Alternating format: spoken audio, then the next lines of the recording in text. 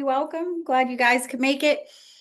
We are recording this. This will be, as I was just mentioning a moment ago, this will be most likely a two-part training.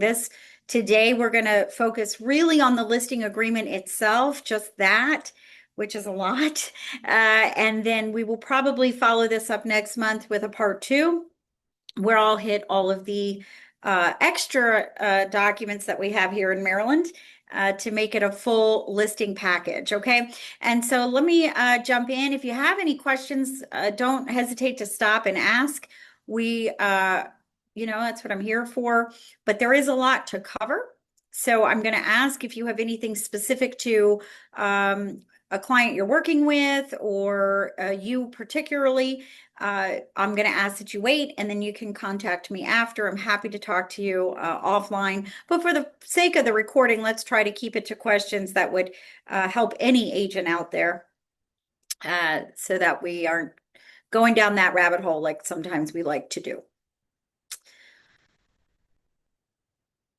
As you know, this is part 3 of the broker agreements training. So that we had the first one, which was the contract of sale. We did last month the buyer broker agreement.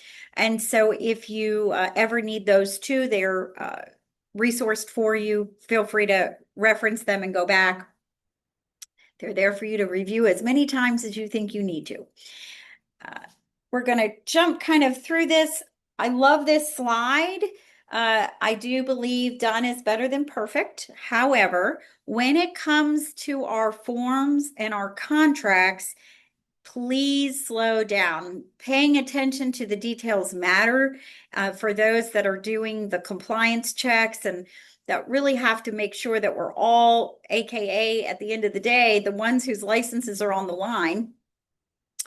It matters. And I cannot express enough that if you have not read a document, please read it before you offer it up to your client to sign it and read it, because A, they may have questions, and B, your questions sometimes are answered just by reading the paragraph. So slow down, pay attention to details when we're doing the contracts. When we're talking Maryland contracts, we are talking about the contract of sale and the two agreements, the buyer broker agreement, as well as the listing agreement. And today, again, of course, is the listing agreement. Those of you who know me well know I say this about 1,000 times a day, and that is hashtag I'm not an attorney. So even though brokers come with a lot of extra training and a lot of, we hope, experience, it doesn't mean that we know it all. And we are not attorneys, or at least I am certainly not. And to the best of my knowledge, neither is Justin. And so therefore, what we're telling you is we're basically giving you permission to say to your clients, look, if you want to check with an attorney on anything that I'm telling you or anything I have you sign, you're welcome to do so. Right. And so this is my little hashtag that I use all the time. Feel free to steal it if you need to. Any contract, including the listing agreement, has 6 elements. We know that the people signing, this is really important, by the way, with a listing agreement, that the person signing this listing agreement is legally competent to do so. That doesn't just mean that they're 18 and that they're of sound mind. It also means that they are the person eligible to sign the sale documents for this property. So they're on the deed. If they're not on the deed, we have documentation that tells us why they're selling the property and who they are. I was dealing with a client, an agent this morning, and it's part of an estate, but really it's not an estate because of the way it was deeded. So that person does have the authority to sell it, but it matters. We have to do our checks on that. Again, next month, what I'll go into a little more is where you can find that deed information in Maryland so that you can do that quick check yourself as a listing agent. Every contract also needs to have a legal object.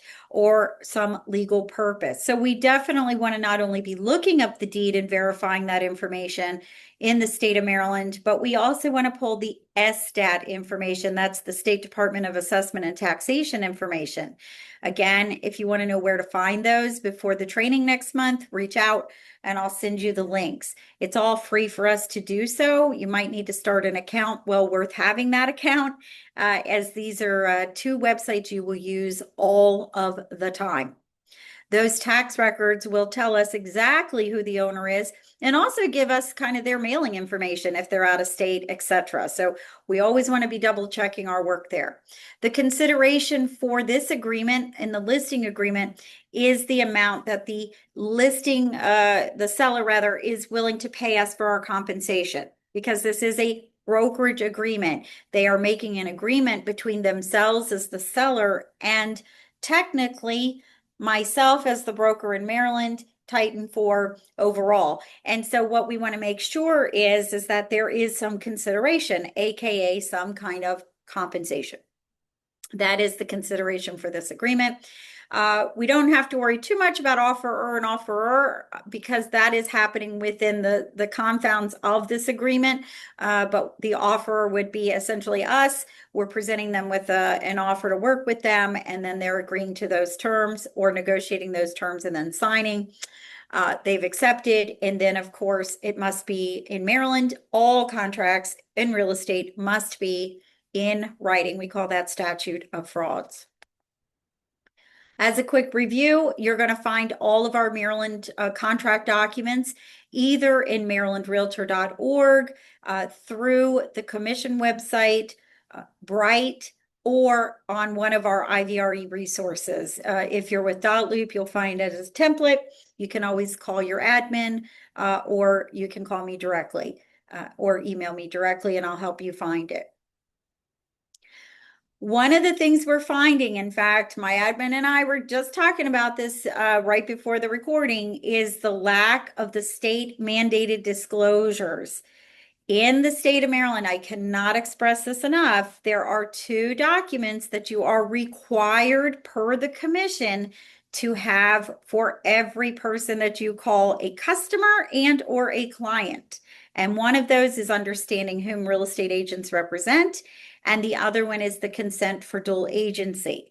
If you happen to be on a team, it would be the consent for dual agency on a team. You find all 3 of those right here on the MREC website. MREC stands for Maryland Real Estate Commission. You Google MREC DLLR and it pops right on up. These are required. You go right down to the bottom of that homepage and you can't miss them. So you're not going to find them on Maryland Realtor. You should find them in dotloop through us. But if you have any problems, you know how to reach us. So again, understanding whom and consent for dual. And because we're talking about a listing, you might as well go ahead and familiarize yourself with what we call the D&D form, or the disclosed disclaimer statement. This is required to be completed by your seller prior to any contract being accepted. Okay, so you might as well go ahead and pull that out and present it along with your listing agreement. In fact, what I normally do is just leave them a blank copy when I go on a listing appointment. Why not? They're going to have to fill it out no matter who helps sell their home. So you might as well show yourself and show some value right up front. Now, this D&D form, we will go over in June. This is one of those forms we do not have enough time in this training to go over the disclosed disclaimer statement. If you do find that you have a listing between now and then, and especially if you're a PA reciprocal, please reach out and I will help you with all of this. Don't wait till June or think you're out there and have to wait until I train on it. Just give me a call or send me an email. We'll schedule some time together and I'll go over it with you, okay? Not a problem. But what we really want to get to today, the crux of the training today, is this listing agreement. And I want to show you all of these documents so that you have them. I'm a very visual person. I would imagine some of you are as well. And so it helps to see it. We're not going to go over it in detail, but just so you have a visual picture of what it is. And I'm not sharing, or I am sharing. Can everybody see the understanding whom? Okay, thanks, Dave. Appreciate the head nod. This is the one that you're going to find on the Maryland Commission website at the bottom. It is a state mandated document. It's a disclosure form. Disclosure simply means information. That's all it means. We're not even agreeing to anything. It's not a contract. It's simply what I say is a glossary of terms of what agency is, so that the buyer and the seller have an idea of who and what they are hiring and what they're hiring us for. At the very bottom, I absolutely love this bottom line, by the way. I love to tell people how you can fire me and pull my license. Why? Because if I tell you how to fire me, you're going to probably gain some trust right away, right? Who does that? Well, I'm a crazy person. I do it, right? So the other thing is the firm is your brokerage. Okay, so Iron Valley Real Estate, you are the salesperson. And then we have sub-agency here in Maryland. So you might want to choose sub-agency and buyer, or seller and sub-agent, though you wouldn't need the sub-agent if you were the listing agent. But we don't know when they're signing this document, we still don't know. This is the very first thing we present to them. And so for me, say go ahead and select either seller and sub or sub and buyer and get a signature. If they're not willing to do so, that's fine. Not a problem. At least I presented it to you and I make note of that. And we're still going to expect it in your SkySlope when you're updating your documents. Okay. So even if they say no, we're still expecting you as the agent to tell us that you presented it. And that's for your sake, more so than anybody else's as the agent. The second document is this consent for dual agency. I'm not going to show you the consent for the team. It's very similar. This is the one that most of you will use primarily. And it's having the individual that you're working with, whether it be a seller or a buyer, agree to that dual agency option. You're getting the consent for dual agency prior to them actually getting into a dual agency situation. So this is another one we could do a whole long training on, but there's no need. If you need help, if you need a memory check on what dual agency is, if you want to talk through that a little more, just feel free to reach out. Again, the firm name, Iron Valley Real Estate, buyer or seller. And if it is the seller, you would already have the property name there and get them to sign. Both parties should have this from their agent. Now we are going to talk about this Bright document. This is new, so I just want to make sure you're aware of it. This is often missed by a lot of agents because unfortunately we have to go pull documents from many locations. We don't have a depository where they all are for all of us. If you're on dotloop, this will be in dotloop.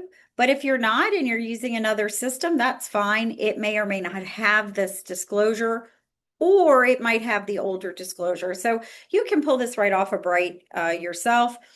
One is for the seller. The red form is for the seller. That's the one we would deal with this. And then, of course, the blue one is the buyer or tenant. We will go over this in detail again in June. Just note that this is another requirement. So you have to have this document. Hey, Jenny. Yes, ma'am. Dave has a question in the chat box. Oh, thank you. I should have hauled up check. Thank you so much. You only see Dave, you're only seeing the listing agreement. Let me reshare. It says I'm paused for some reason. Who knows why? Let me do it this way. That might be better. Can you see it now? Okay. So this is the Bright. Sorry about that, Dave. Thank you. And Julie, thank you for checking my chat for me. I appreciate that. This is the Bright disclosure, the red being for the seller and the blue being for the buyer. Okay. Any questions on any of that so far? All right. Then let's go forward and let me catch up to myself over here. I want to mention I don't have an example to show you, and I don't have an example because there are many ways to find it. And that is any seller, you should have a closing cost estimate, and a seller net sheet. Now, there are a couple of ways.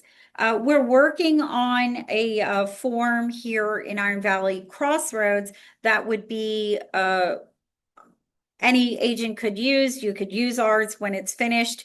That will give you a comparison of cost. You can pull it off of Bright. Bright has a wonderful seller net sheet that you can do. It's all automated. You could just put in the values. It kicks out a wonderful net sheet for you. Some title companies offer software packages that you can use online, and they'll give you access. There's many ways to do a seller net. If you need any help with that, I really should have a hashtag, just call me. That's going to be my new hashtag. But anyway, let me know if you're a newer agent and you've never done a seller net. Don't be afraid to reach out. We're happy to share that information and to help you through your first one or two or three, however many you need help with. I'm here to help. But I don't have an example of that to show you at this time. So look forward to that coming. What I do have, however, is the next document that you really want to do. And there's some words that I have to share about this. So this is the financial condition of property disclosure addendum. What this document does is it asks your seller to tell us as a real estate agent and really as the brokerage, what is happening with your property? Do you have a mortgage? Do you have a second mortgage? Is there a home line of credit on this property? And here's why. If I have this information, I could do a better net sheet for them, number one. And number two, it helps with negotiating around what it is that they're hoping to get as a seller. We're always curious and should be asking the question, what do you need and what do you want? I have worked with sellers where they were very, very tight. And it is not uncommon, especially right now, where a seller might have to bring cash to close themselves. What? Let me say that again. It is not uncommon for a seller to have to bring cash to the table to get out of the sale of their home, especially if you consider they may have purchased that home in 2020, 21. They paid over asking. They may have bought that home regardless of what an appraisal or forewent the appraisal and paid everything in cash. We saw a lot of that in 2021. And so therefore, it is highly possible that they are underwater on a house and that they can't afford to sell it for what the current market would bring for that home, or to realize enough in that sale to pay for taxes and transfers and commissions and still earn a profit. So when we say seller net, that net doesn't have to be in the positive. It could be a negative amount. And we owe it to ourselves as well as to our clients to make sure that we're giving them accurate information. So the financial condition of a property becomes very important. It's a source of information for us more than anything, okay? But let me be very, very clear about this seller net, or rather this financial condition form. This does not get shared outside of the brokerage. So let me say that again. It does not get shared outside of the brokerage. So when your seller fills this information out, this is confidential information. Remember, we are fiduciaries. Therefore, financial condition would be a confidential piece of information that we would not share with sellers. It would not go as part of our disclosures on Bright. So Julie and I are going to do a really good deep dive on all of your listings as they come up in Maryland. We're going to be double checking you, but the truth of the matter is it is on you to make sure that you're only putting out there in your disclosures what is necessary for the buyer. And this is not one of them. This is just for internal. So we'll move on from that. And we'll go into more detail on that if we need to next month as well. But let's get into why we're all here today, and that is for this exclusive right to sell. Now, as you probably remember from your pre-licensing days, there are many opportunities, and I see I'm paused again, so let me reshare. So Dave doesn't have to tell me he's not seeing it because he's not seeing it. So let me reshare. I'm not sure why it keeps doing that, but that's okay. We're gonna fix it. Okay. So you probably remember from your pre-licensing days that, we do have other opportunities when it comes to listing agreements. But let's be real, the grand poobah of them all is this right to sell, because when you sign an exclusive right to sell, you're saying to the seller, hey, seller, you're only going to work with us here at Iron Valley. You are not going to be working with any other brokerage, right? We want you exclusively as our own. And so we don't offer up those opportunities, but they are there. And so if you do talk to a for sale by owner, or perhaps somebody who's a little reluctant, everybody thinks they can sell their own home until they try it. Okay. Then you do have other options. And if you want some more information on that, I'm going to say hashtag call me, and we can talk through that. But we're going through this one because this is the grand poobah of them all. And number one, and number two, it's the one that most of us are going to use. Okay, so 99.9% of the time, you're going to go for that exclusive right to sell. Remember, in Maryland, if there's no logo here on the top right, it means that it is a non-modified form, meaning it came right from Maryland Realtors. There's been no modification. We don't modify documents here at Iron Valley. It's one of the things I happen to love about us. We take the documents as they were intended. Often, if there's a logo and a change, it usually is not in the favor of the client. And so I personally go right to Maryland Realtors and pull my documents and make sure of that. If you're using our dot loop or you get anything from us, you're going to see it like this. I'm going to reference the paragraph numbers for ease. So if you're following along and I say paragraph 1, 2, 3, that's what we're talking about. Paragraph 1 should be obvious. However, do make sure that you're putting in the legal name. You all know me as Jenny A. McAtee. However, my mother and the IRS call me Jennifer. Those are the only two I allow it from, but they do call me Jennifer because that's my birth name. Okay, don't tell too many people. So my listing agreement, if I were the seller, should say Jennifer A. McAtee, parentheses Jenny, because I prefer Jenny. So you can do that if they go by their middle name or they go by some other name that they prefer to be called. But this is a formal contract. And so we do want to make sure this agreement is through the legal. And it will help you on the flip side when you do have to do other documents and contracts, etc. You'll already have that name. I did one once, by the way, where it was a family friend. I've always known that family friend as we'll call her Jane. And then when I pulled up the deed, it wasn't Jane's name. And I had to embarrassingly call and go, who's this other person? Well, it turns out all those years of knowing her, 25 plus years at that time, who knew? She actually went by a name that really wasn't her legal name. I never knew that. So I learned something that day. So we want to get their legal names, their information. Obviously, broker information, you're familiar with that and what to put there. And let me change my view because I am not going to like that. So hold on one second while I share a different way, because I don't like when it does there we go, the multiple pages. I don't like that. Okay, paragraph 3 is all about the property. This is not going to be anything you haven't done before. We need the legal property address and whether it's in fee simple or ground rent. And then if it is with ground rent, the amount of that ground rent as a semi-annual payment.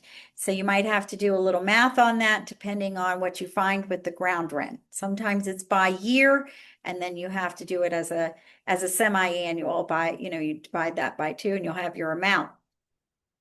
It's done with the tax around tax time. That's why we do that semi situation.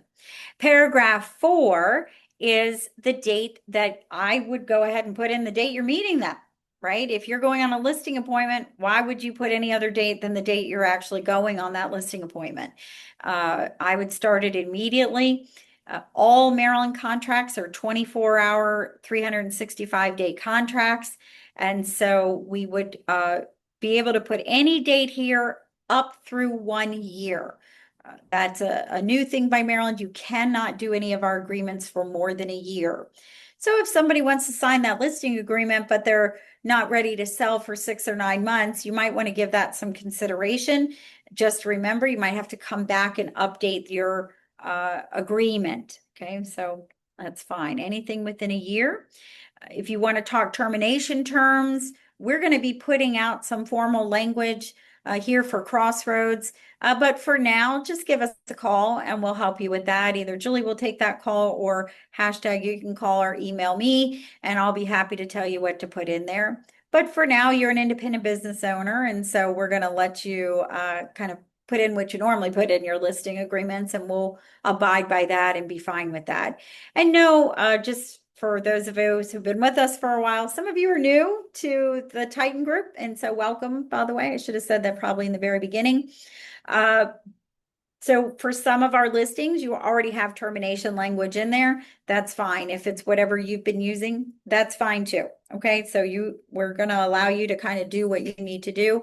And then for those of you who are newer or younger agents and maybe haven't had a listing appointment yet, we're going to help you by giving you some of that language. Okay, so just so you know, the whole point of this is, by the way, if your client goes to terminate you, your broker, aka myself, Justin, we can step in sometimes and save your client. The whole idea here is that we don't want to be terminated. And if somebody's feeling the need to terminate you, why and how and what can we do to help? Right? Sometimes they don't really want to terminate you. They just don't know what else to do. So we're going to help you out. And that helps us help you, believe it or not. Paragraph 4 talks about the listing price, and this gets a little tricky. And Julie put in the chat, by the way, her email, so you might want to make a note of that as the admin.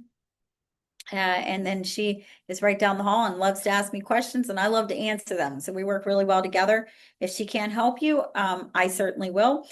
The listing price, paragraph 5, this gets a little tricky at moments, right? Because sometimes we go on listing appointments and we really don't know. We haven't had an opportunity to do a full CMA, and we may not want to do a CMA until we know we're going to be hired. You know, everybody does their business slightly differently. However, I have put TBD there, to be determined, and then I have to go back and correct it and put in an amount and then get everybody to initial.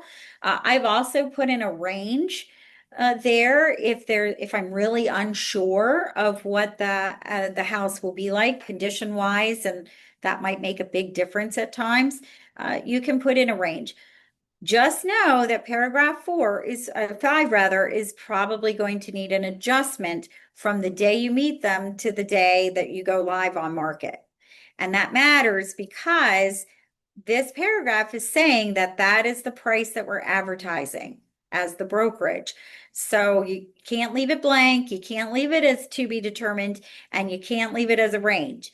So whatever you do there for your listing appointment is fine. Just make sure you note it and remember to go back and put in a solid price. Okay. It's okay if it changes, but we need a price there, and we need that seller to approve that price. Any questions on page 1? All right, then let's continue on to page 2. Sometimes I know as agents, we get a little comfortable. We also know what we do, and part of what we do is put a lockbox on your house. And so we definitely want to make sure that we're discussing that with the seller. And this is where we get to have that conversation. You know, Mr. and Mrs. Seller, where would you like the lockbox to go? Now, they don't know the size of our lockbox. They don't know what a pain they are to get on things, right? We do. So if they say, well, the back basement door, that's not going to work for us, right? We need it to be somewhat visible. We need it to be easy to get to. The other thing I'm going to warn you about is I'm seeing more and more agents, not necessarily ours here at Iron Valley, but other agents when I go on showings, and they're using combo boxes. Yes, combo boxes are nice and cheap. I agree. You can pick one up at Home Depot on your way to a listing appointment. Great. But is that really protecting your client and your client's house if you use a combo box? And the answer is no, it isn't. We have no control over who gets that code, who shares that code. We have no way of knowing who came and who went. And if something happens to that home and you have a combo box on it, how are you going to answer for that? You're ultimately responsible, right? So, what I would suggest, especially for my younger agents, please invest in the Sentry lock boxes, as expensive as they may be. You will have access to them electronically. They're all Bluetooth now, the newer ones, so they should be newer with the Bluetooth. You also will have a log. Sometimes keys go missing. Sometimes damage happens at the house. Sometimes the seller claims something happened and that you were in the house, and you can show a log and say, no, nobody was in your house, or here were the showings, or here's how many. There's a lot of things you can do with those logs, but please do not put in a combo box. If you want a second box and put a combo for maybe ease for yourself, what have you, fine, but put it away from the Sentry lock and focus on the electronic boxes. It will save you in the end. It's very good practice to get involved with. If you're using the combo boxes, please stop. Paragraph 7 is all about how we market. It goes right through a list down here. Paragraph 7 saying, hey, look, we are going to market you on the MLS. We're going to put the sign in the front yard. We're going to take photos. We're going to do print media. We're going to do all of that to your property. It does mention here the disclose in residential seller landlord option. That's that bright form I showed you earlier. So know that that is listed there. Some people, and I have had a few of this in my career, don't want to go on the MLS, as shocking as that might be. They only want to stay within the office. If that is the case, please make sure that they understand they're not out there for the general masses. Office exclusives can be lovely, and that does limit the number of people who are seeing them, and it makes our job very hard. And if they really want to sell, I'm not sure why they wouldn't want to be on the MLS. Now, there are times that that works, but others not so much. And so what we want to do, and the reason this is bolded and lined, got the bold print and the boxed outline, is really for us. I tell people all the time, like, look, in Maryland contracts, when you see bold, it's usually to tell us as the agent to slow down. Right. If someone says, I don't want to be in the office on the MLS, then we're going to have to get them to this paragraph. If they go ahead and choose A, which is you can market me, great. We can skip right on over this. Not a problem. Okay. But if they say, no, I don't want to go on the multiple listing service, it's probably because they don't know what you mean by the letters M and L and S, and they need some more information. So you don't want me to put a sign in the front yard. Well, guess what? I can hold off on putting a sign on the front yard and still put you on the multiple listing service. Okay, so they're usually just asking for more information. Most people who want to sell actually do expect to be on the multiple listing service. So if they say that, please slow down. Part C of this paragraph is, okay, what might you not want me to do? Some people don't want to be on those websites like the Zillows, the Redfins, the Homes.com, and the like. We call those internet websites. Those are the ones that use IDX to populate their listings on their own websites. And there are sellers who say, no, I'm okay with you putting me on the MLS, but I don't want to be part of those internet conglomerates. That's fine. They would just say no to that opportunity. Other people say, look, I'm okay with you putting me on the internet and in the MLS, but I really am not comfortable with my address being shown. Fine, not a problem. It will show up on the MLS, but if you initial here, I can keep your address off of those internet websites, such as Zillow, Redfin, Homes.com, Realtor.com, et cetera, et cetera. Okay. And you know, I have worked, if you work with somebody whose job is very secure, we get a lot of government types. The closer you get to DC, they don't want their property addresses known. Perhaps they're going through a divorce situation or safety issue, whatever it is. If they're not safe, I will say I have suggested to some sellers, if they have young children, to keep their house address off. That's just something I have done in the past.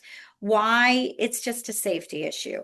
If you're publishing 123 Main Street, they can easily look up the school system. They see pictures of young kids or toys or that kind of thing. They'll identify. It's too easy to be found. So sometimes I have advised, look, let's keep your address off the internet as best we can. And again, it's usually just the house number, not so much the full address, but sometimes we do our best. We can't promise, but we can do our best. And then we're confirming again here with this other signature, okay? It goes into some of those comments and things that show up on the internet. So one of the other things that we ask the seller to do is to consider whether they want unedited comments. Again, that we're talking about the Zillows, the Redfins, and all of that. If the seller does not authorize that, we do our best by having them initial here. If they don't care, fine. Again, I use this to my advantage based on the listing. If it's a listing where, maybe it's not the best house on the street, or, maybe there is some animosity amongst neighbors or so forth and so on. Why not just say don't authorize comments? I don't care what their comments are. I'm here to sell the house to whoever wants to buy the house. And same with that automated estimate of value. This is that other one. We've all seen it. I'm sure we've all been there, where you list a home and Zillow says it's worth a lot more and it isn't, or Zillow says it's worth a lot less and it isn't. Okay. So this is a killer. And so you might want to consider how your home is going, after you take that listing, is going to appear on the internet. It's really the seller's decision. We're only here to guide and advise. So that's what these two paragraphs mean. Are there any questions up till now about anything we've covered?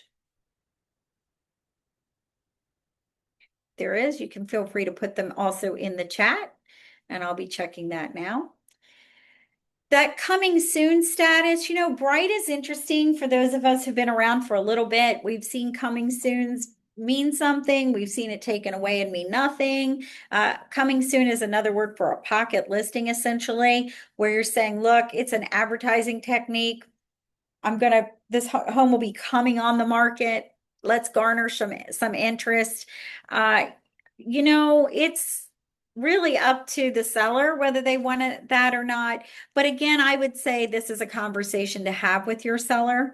Look, if we mark it as coming soon, are you really going to be ready within that 20 days? Do we want to lose the interest in the home? That's a possibility if it's coming on soon for too long. Or could we use this right before we come soon by the end of the week? Maybe we want our open house to be more highlighted, something like that. So this is one of those things we can use to our advantage, based on when you go coming soon and what the market looks like, that you might want to consider and discuss with your seller.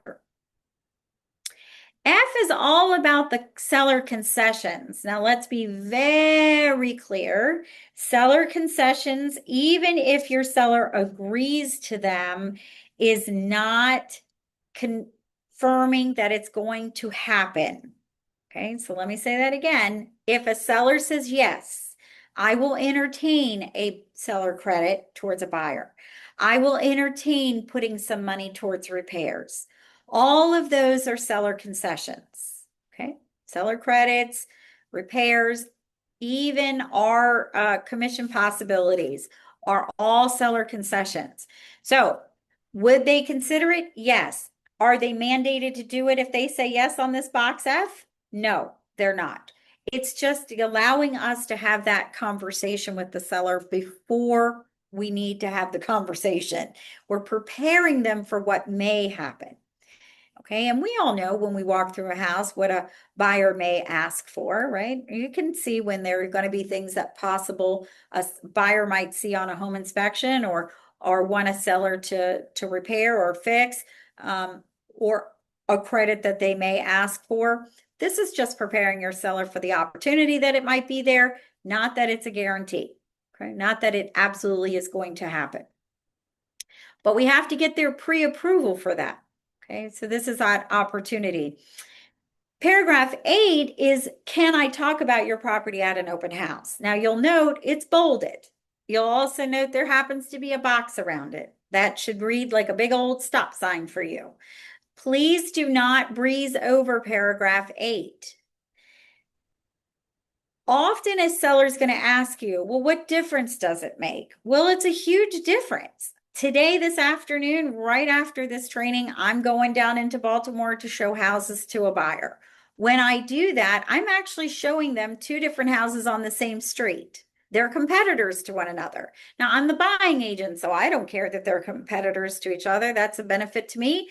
I'm going to go show both houses. However, if I were the agent to one of those listings and I was doing an open house, would it benefit my seller to talk about the other one if it's in better condition than the one I'm doing the open house for?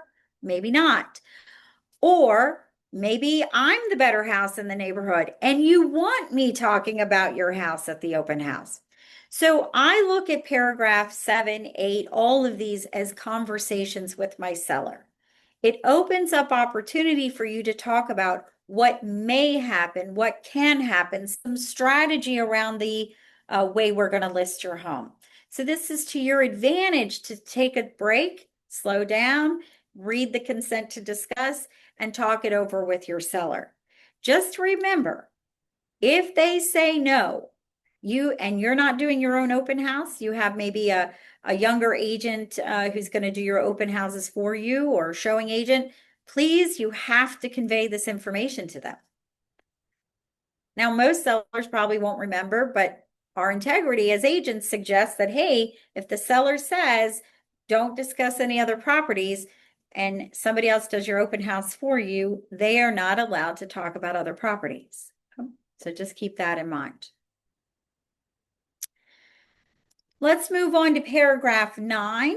Paragraph 9 talks about releasing data. You know, as brokers, we do find out a lot of information about the seller and all of that. This gives us the right to release some of that data to us. We talk to lenders, mortgage companies sometimes, et cetera, et cetera. It's just that same blanket paragraph that we also see on the buyer broker agreement. Paragraph 10, I don't know what the law is in Pennsylvania, but in Maryland, you cannot record without the consent of both parties. We're a two-party state for consent around audio and video recordings. So if it's video and there's no sound, fine. I don't love it, but okay. But if there's any audio, there's a two-party consent. And with all the AI that we now have out there, all the home gadgets, I know for mine, I can drop in and listen to a room. Please remind your seller that we can't do that. Okay, that's a big, big problem.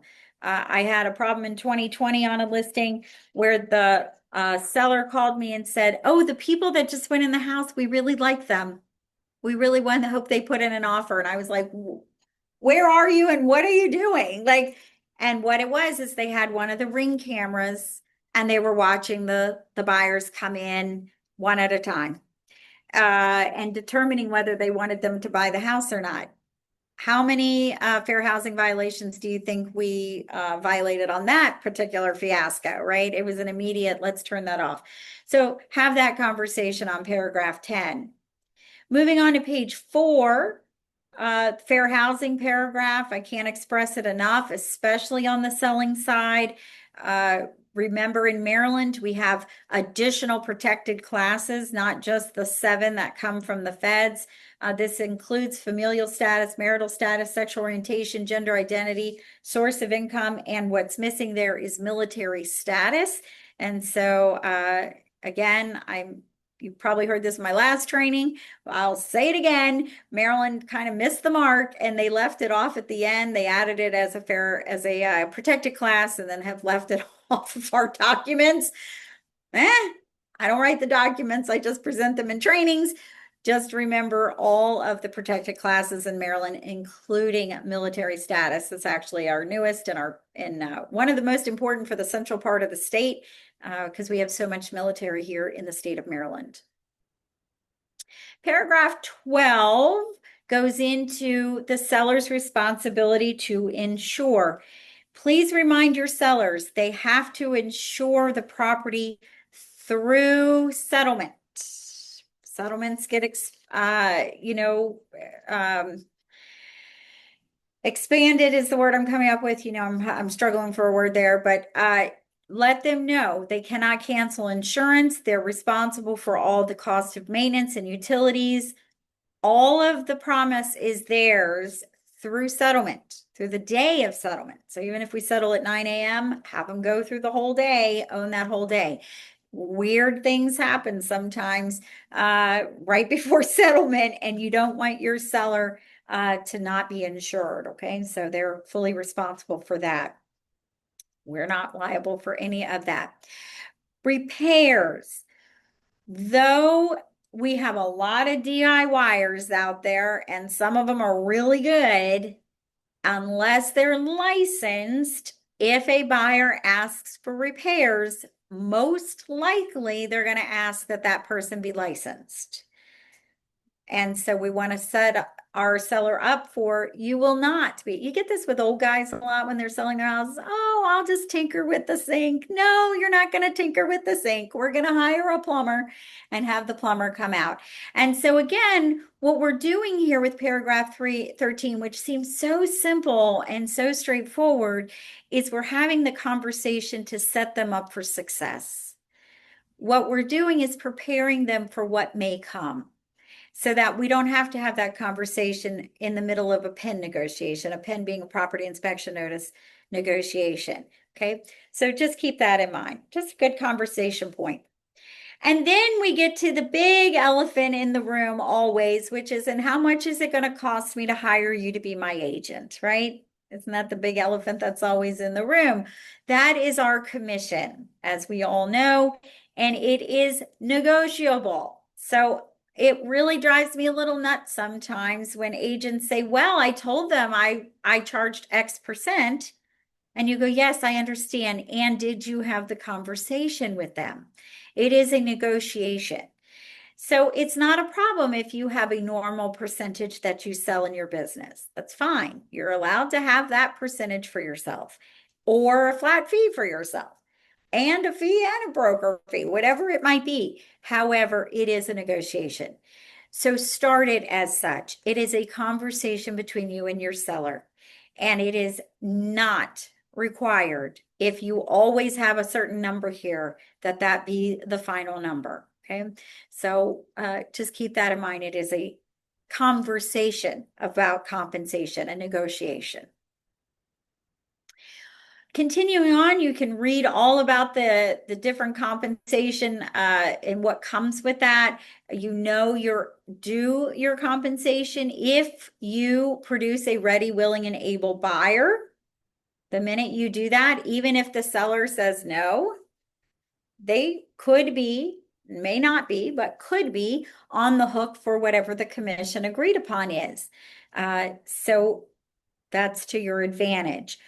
The seller has to, once they're into a written agreement to sell, exchange, or convey the property, that means that this agreement has been met. Okay. And then we like to cover our agents, and that's what I love about A3 down here, is during the period of, and you can choose however many days you want. I'm not going to mandate that you put any. I think the average would be 30 to 60 days. So that if for some reason we get out of this agreement, they can't fire me today and then go hire another agent tomorrow. This makes them wait. Otherwise, we could, as the brokerage, come to them and say, guess what? Thank you for the termination, and you still owe us for compensation. okay, per this agreement. So definitely don't put 0. I wouldn't put anything less than 7. I would make it a little more challenging than that. I generally would suggest 30 to 60 days. That's me, but every listing is also going to be different. If it's somebody you know very well, maybe you want to put 1 or 2. I don't know. It's you, your business, you'll figure out what to do. Okay. Okay. All of the rest of paragraph 4 is talking about the deposit and the obligation to pay us if we have done our job and we've done everything to the law of this agreement. Okay. So you want to make sure that you have read it before you present it. First and foremost. And if you have any questions, you're going to call and get those clarified before you go on a listing appointment. And then 2, that you're able to present all of that to your seller. This is the crux of this agreement. Yes, we want to talk lock boxes. We want to talk pricing. We want to do all of that. But really, this is your hiring contract. And what paragraph 14 talks about is how you get paid. So make sure your seller is very clear. Okay, that look, this agreement is only from this date to this date, paragraph 3, page 1. So therefore, after that time period, if we do not sell your home, you're free to go, right? Why not be fully transparent with them? Let them know what keeps them on the hook. Let them know how you're going to collect that compensation and what entitles you to compensation. We teach all that in pre-licensing, but really we never go back to that. And paragraph 14 goes into all that. So use it to your advantage to be transparent with your client and answer their questions. At the end of the day, we make a lot of money as real estate agents on a transaction. I know some days it doesn't feel that way, but it's true, we do, compared to other professions. And so it is a lot of money when they see it as that lump sum. Make sure they understand your value as a real estate agent. Make sure they understand how you get paid. That's all this is your hiring contract, okay? You want to build trust with a seller. You want them not to have arguments down the road or any conflict down the road. Start with that listing agreement and go over it in detail. You'll be just fine. Okay? Paragraph 15, however, says, look, we know in our profession, buying agents are really important.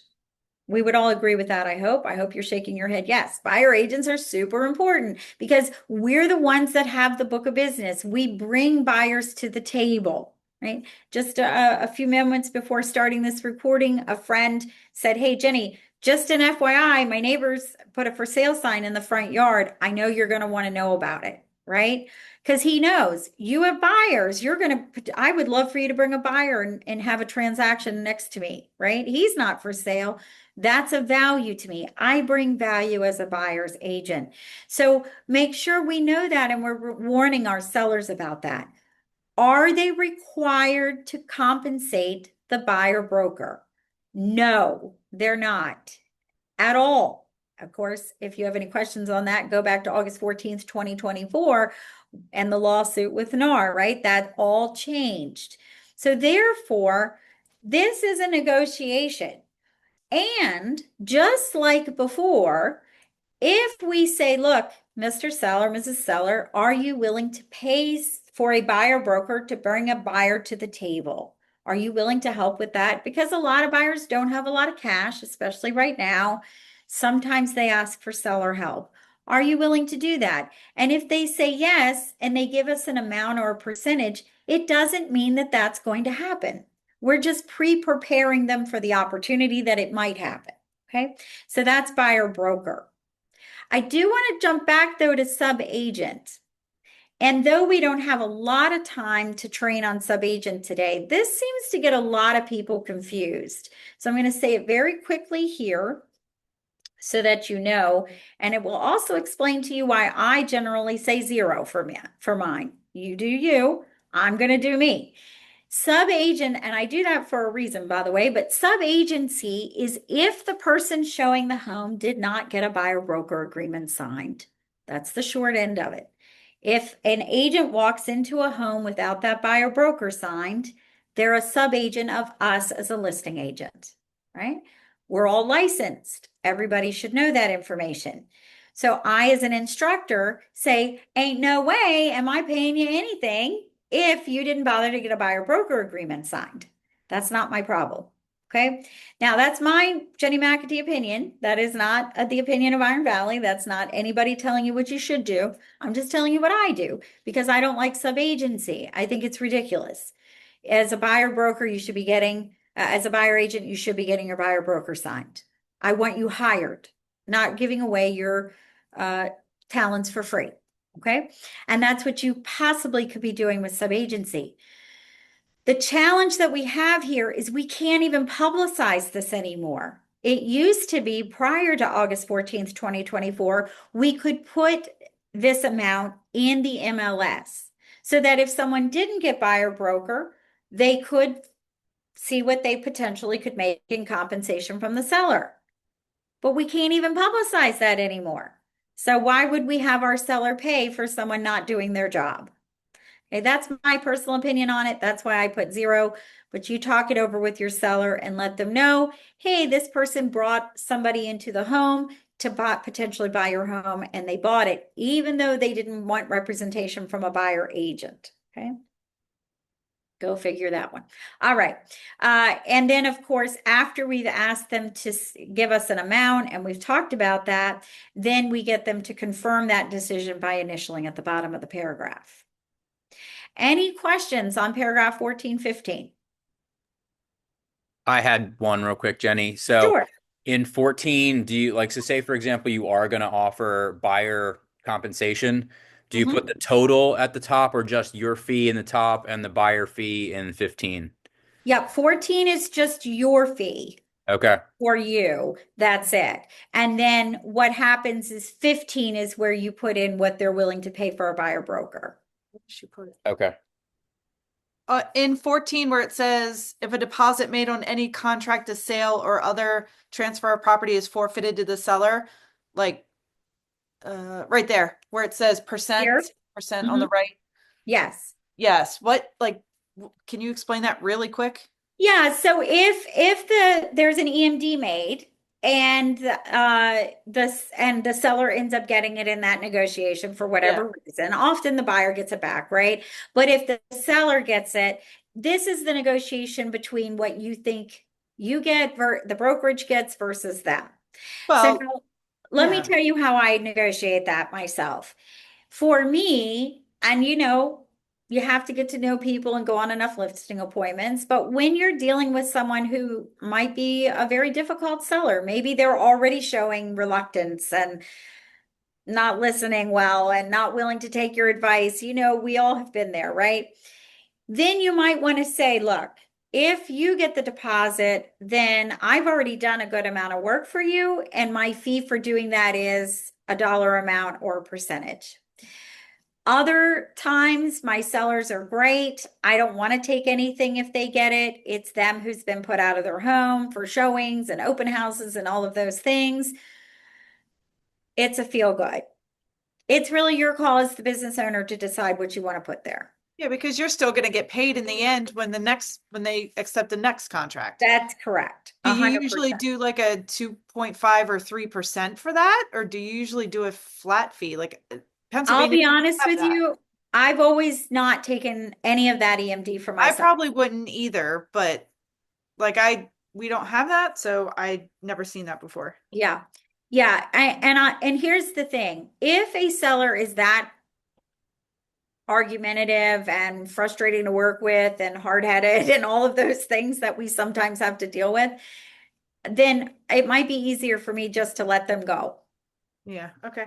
Right? I mean, if it's really coming down to that, and who's been out. Now, here's the other thing. Again, everybody runs their business differently. If you're covering all of the marketing, the photography, all of that, then maybe you want to share that EMD if they get it back to help cover some of your costs.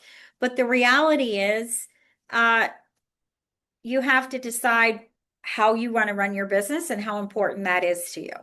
Because to me, if I'm a seller, I'm going to be like, no, I get the EMD. It's my house, right? It's my contract. So it could go a lot of different ways. And again, a great negotiating point.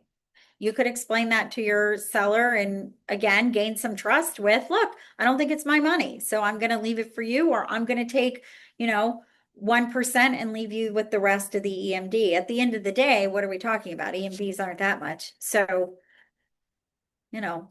depending on the price point of the home, I suppose. Does that help, Dave, Lisa? Yes. Yes. Yes, thank you.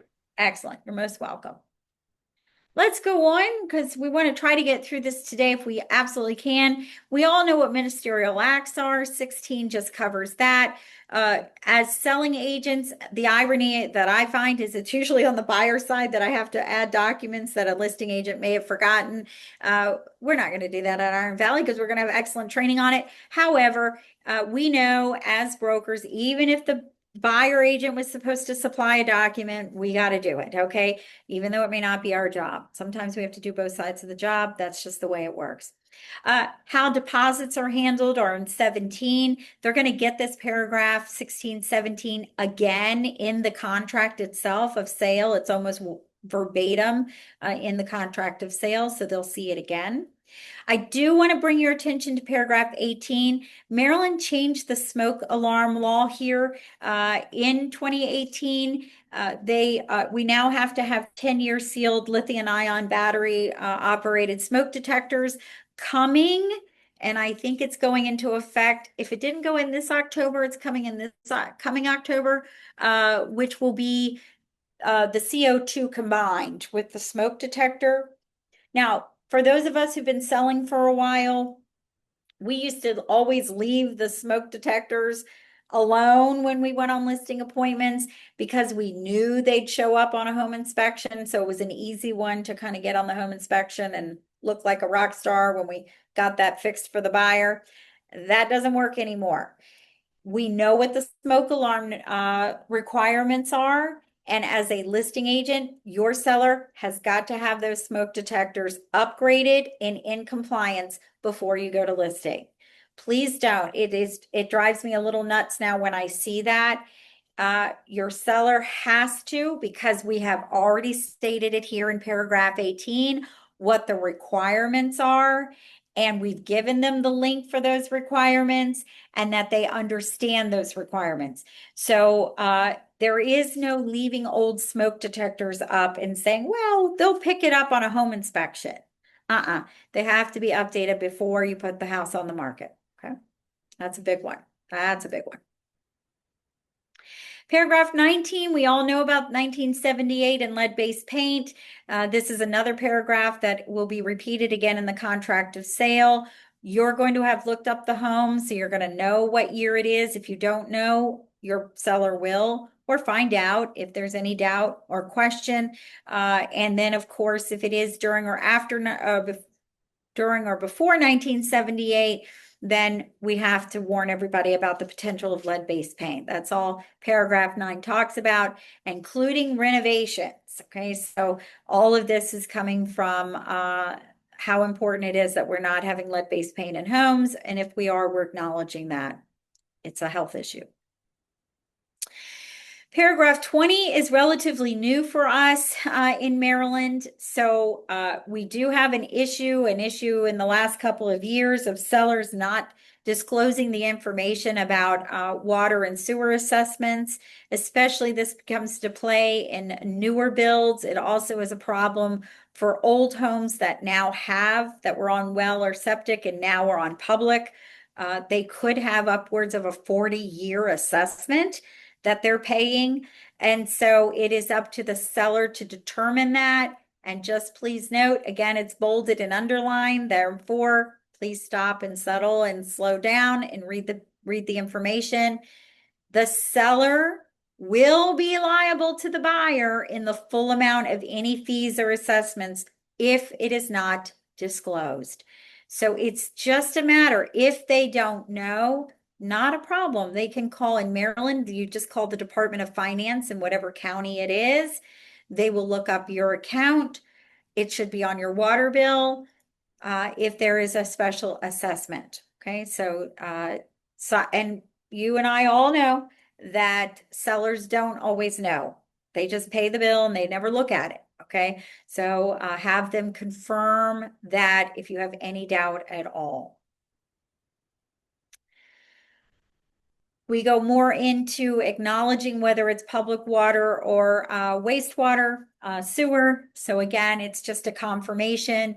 And again, I've had sellers not know if their house is on septic or not septic. They go, "What septic?" I go, "Okay, that might be a problem since I'm seeing a septic tank right in the back or evidence that there was a septic tank." It's okay. They're not required to know, but we're required to help them find out so that we can properly disclose to the buyer. Okay, so that's what 20 is all about. Unfortunately, in Maryland, every time somebody has a complaint, we have another form. So that you wonder why we have so many forms? That's why.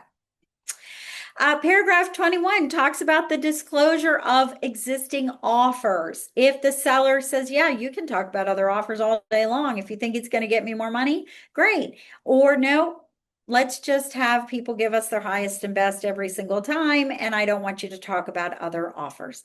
Again, this is one of those situations. Make sure you remember what you and the seller discussed, especially if you're a very active agent and you have more than one listing. You don't want to go against what is in the agreement. B talks about how we present offers. In Maryland, all offers are supposed to be given to the seller in full in a hard copy, aka an email PDF is fine. But it's supposed to be done in full, not we analyze and give you just the top two. Okay, so therefore, we need to make sure they know that and cover yourself and go ahead and send it. If they don't open those PDFs, that's fine. They don't have to. You can still analyze them and say, "Look, I'm sending you 20 offers. The first one I'm sending you is the highest and best based on all of the data, but you're feel free to look through all offers that I send you." But please make sure your seller is getting all offers presented and that they're presented in a timely fashion. That's another big one. Not when you come home from vacation, but when you get them.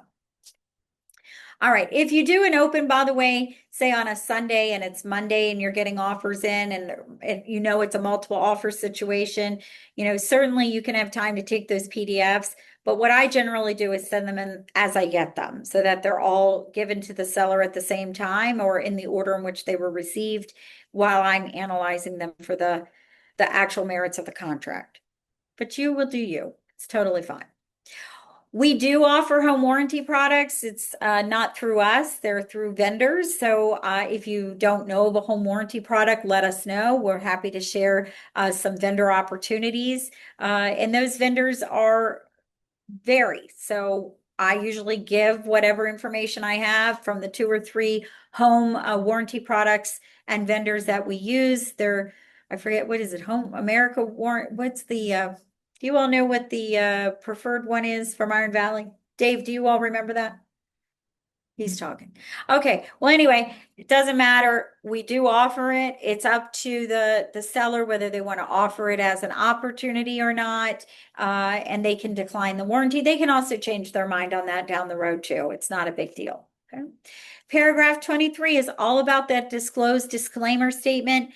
You can see how big the paragraph is. Let me tell you that most sellers are not exempt. So if you're questioning if they are or not, go with not exempt. They must do a disclose or disclaimer statement. And I am going to do a very detailed training on paragraph 23 and that form in June. So please come back in June for part 2 of this training. Because for the time's sake, we just don't have it today, unfortunately. Any violation notices that the seller gets, they're required to clear. Note that could become a cloud on title if they don't. So that could be anything from homeowners association violation to unpaid water bill, utility bill, all of those kinds of things. So please make note of that and don't let the seller know that they have to clear all of those. It could keep us from the settlement table, and they don't want to get to the settlement table and then realize, uh-oh, I never cleared that violation. If you sell in Howard County, Maryland is huge for homeowners associations, by the way. We have a ton of them, condo associations. If you ever sell in Howard County, in particular, it's other places too, but Howard County is famous for having multiple homeowners associations on one property and having violations from one of those homeowners associations, and the seller never knows about it. So just do your due diligence and check it before you go to the MLS. If the property is in any conservation area, this is where we talk about this. It's also, again, they will see that in the contract of sale, and they will know. They will tell you if they're an environmental trust or historical or agriculture, et cetera, et cetera. I've never run into a seller who does not know that. But if they're unsure, do your due diligence and figure it out. Okay, if you need to come back and rechange this from a no to a yes, that's fine. We're okay with that. You would just cross this out and reinitial paragraph 2 if you find that, in fact, they are part of a historical trust. But most sellers are going to know that information. Paragraph 26 talks about the insurability. We have to make sure that the property is insurable and that that property insurance basics is available. Now, to me, that comes from the buyer's agent, but we also want to make sure that the seller is aware of it and that they make sure they're conveying property that can be insured. Okay, if it's not insurable, we have another issue on our hands. Same with flood. Floodplains change. They may not know if they're in a flood zone or not. Do your due diligence and go out and find out. Go to the National Flood Insurance Program, go on FEMA, look up the flood zones, put in the address, and see if it's in a floodplain or not. Okay, that's our due diligence as a selling agent to check these things out. A non-resident of Maryland. This is somebody whose main residence is not in our state. For you PA folks, maybe they live across the border in your state. I don't know what it is in Pennsylvania, but here in Maryland, if you don't live in Maryland primarily, we charge you a much higher tax rate. And so that's considered your non-resident tax form.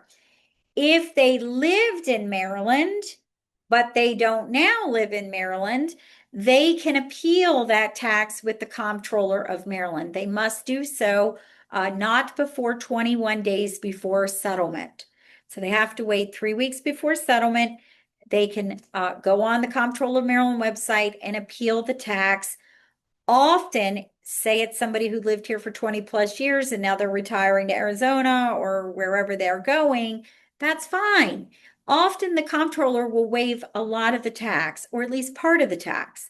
But if they don't apply, they're going to pay, as you can see, between 8.25% and 8.75% of tax. Okay, we like you to stay in Maryland when you live here. Okay, that's our way of keeping you here.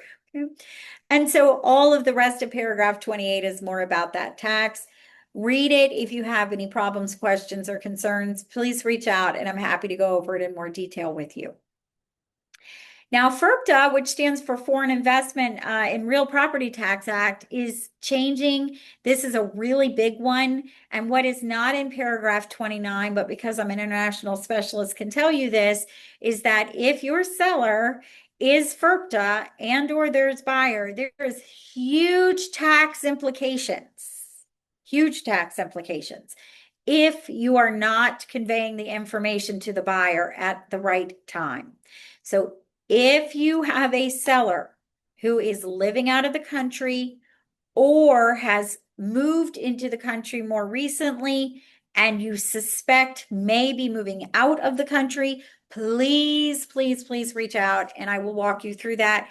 But this is a big implication. We're talking tens of thousands of dollars that the seller might be on the hook for if we do not convey that information. So this little paragraph seems so innocent, but it can really get us in some big trouble. Okay. And agents can be held somewhat accountable for that as well. So again, if you have a foreign investor of any kind selling the house, please, please, please let me know. And even if they're buying the house, let me know and we'll talk about it. Okay. So either the buyer or the seller. FERPTA, really big one. Paragraph 30 is new. It's talking about that domestic water. Buyer has the right to, and we want to make sure that water quality, it's becoming an issue, is tested. This is brand new for us, in fact. And so we have to say whether it is a private or public water supply, and then get that tested. So make sure you're reading this paragraph. Both parties, seller and buyer, are supposed to have an opportunity to review the report on the water quality. So again, this is new. If you've been selling for a while and you've been selling in Maryland for a while, take a step back, read this paragraph, and make sure you're following. Most jurisdictions have something now about water quality. I know Montgomery County does, Prince George's County does, I think Howard County also does. So just take a step back and read that. Paragraph 31, though, is one I want to take a quick look at, and we are right up against the time. So I'm going to mention this paragraph, and then I'm going to come back to it at the very end of this training in case we go over. I want to make sure that all of you on the call get the full listing agreement, and then I'll go into the Superfund site.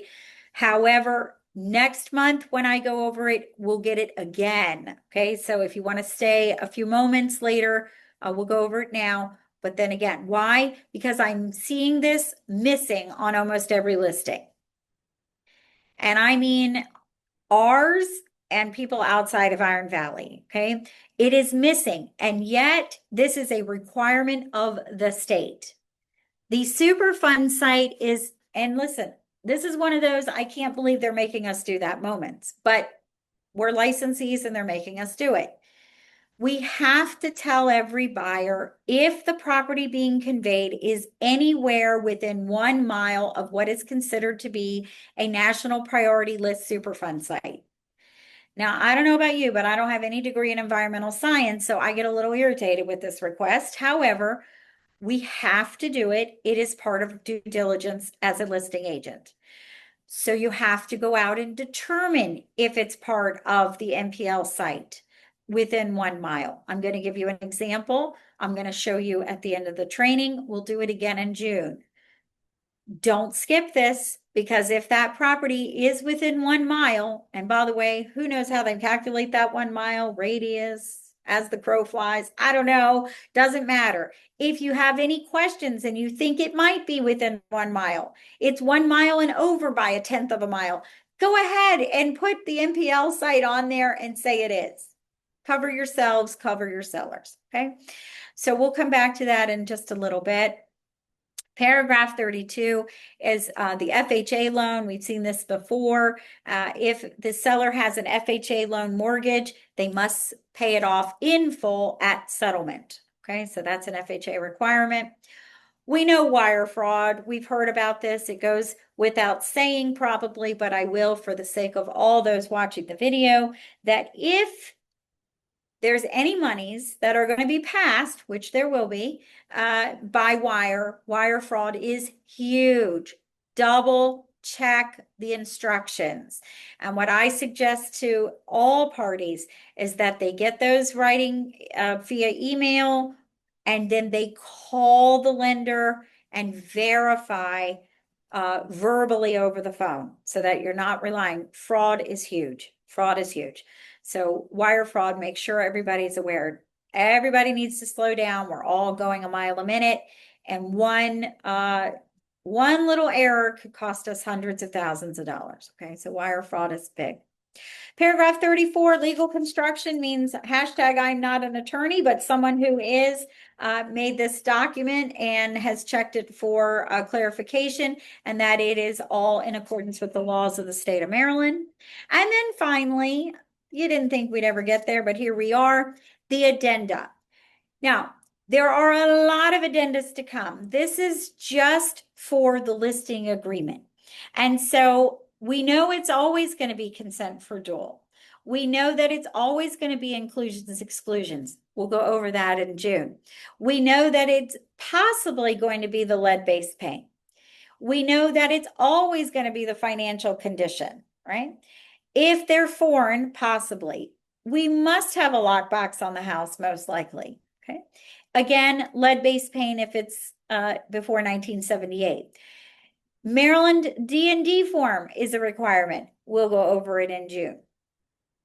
If they're a non-Maryland resident, if there's deferred water and sewer, NPL site if it's within 1 mile of that site.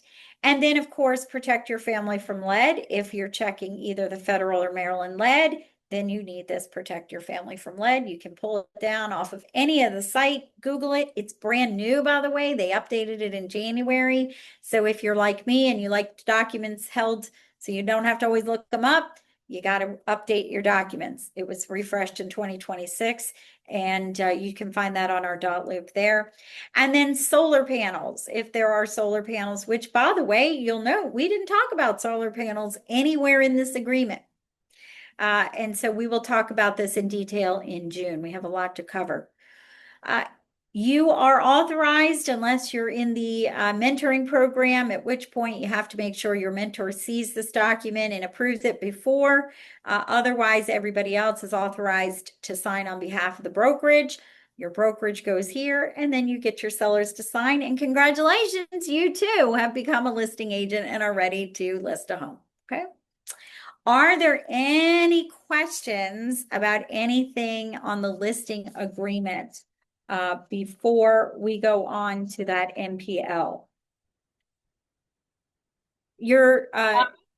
Jenny, are smoke detectors, the requirements for them the same on an estate sale that is for sale as is? Yes, I would say yes, absolutely. And Lisa, did you have a question? Yeah, so for the number 30, the private domestic water supply well, does the seller always have to pay for the testing? It says that they have to be reviewed, so the buyer pays for the testing. That's correct. What if it's a community well, like in a mobile home park? Well, that's a good one. That's an excellent question, and I don't know that I have the answer to that. I know what property we're talking about too. Let me do some homework on that and find out. Okay. Yeah, because that's an excellent question. And we don't have a lot of community wells, but there are even single family. In fact, I bought a home with a buyer on that where it was a community well. So let me do some homework and verify that. So a buyer, sorry. No, let me just say, because I'll lose it, Lisa. So don't lose your thought. Often the homeowners association will have done that kind of a test. So Okay. I think in like Howard County, they mandate that like if it's a community, but let me verify all that for you. Okay, so a buyer will not waive water testing on. They can waive water testing. Yeah. Okay.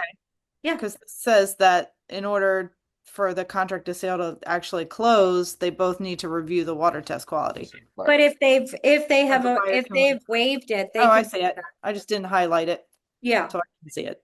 Yeah. The buyer can waive it and say, look, it's fine. I don't need it at water testing. But if they do choose to test it, then Everybody needs to sign off. That's Okay. right. Yeah. Yeah. Excellent. Any other questions?